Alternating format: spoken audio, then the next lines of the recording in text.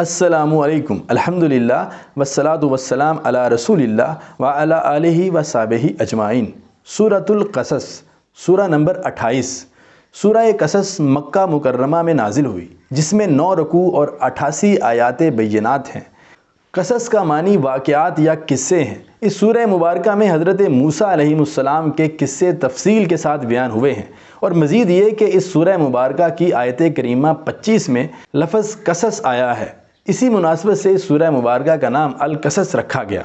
مکی زندگی کی درمیانی مدت میں جب قریش حضور اکرم صلی اللہ علیہ وآلہ وسلم کو حد سے زیادہ تنگ کر رہے تھے اور طرح طرح کے الزامات بھی لگا رہے تھے، اس زمانے میں اللہ تعالیٰ نے یکے بعد دیگرے سورہ شعراء، سورہ نمل اور سورہ قصص نازل فرما کر مثبت اور منفی رویوں کا ذکر کرتے ہوئے بتایا کہ انسان کو تکبر اور فساد فی الارض سے بچنا چاہیے، ورنہ فرعون اور قارون کی طرح اخروی عذاب کے علاوہ دنیوی عذاب سے دوچار بھی کیا جا سکتا ہے۔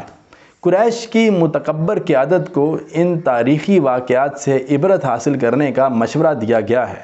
چنانچہ سورہ قصص میں حضرت موسیٰ علیہ السلام کی تفصیلی سوانح حیات ذکر کرتے ہوئے فرعون جیسے متکبر ڈکٹیٹر، اس کے وزیر حامان، ان دونوں کے ماتحت کمانڈروں اور فسادی سرمایہ دار قارون کے عبرتناک انجام کا ذکر کیا، اور ان نافرمانوں جیسے رویے رکھنے والوں کو تنبیہ کی گئی ہے کہ تمہارا انجام بھی ایسا ہی ہو سکتا ہے۔ اس سورہ مبارکہ میں فرعون کے خلاف فرد جرم عائد کی گئی ہے۔ فرعون متکبر اور سرکش حکمران تھا، لوگوں کو تقسیم کرو اور حکومت کرو کی پالیسی پر قائم تھا، نسل پرست تھا، نسل کش بھی تھا، فسادی تھا، الہ اور رب ہونے کا دعوے دار بھی تھا۔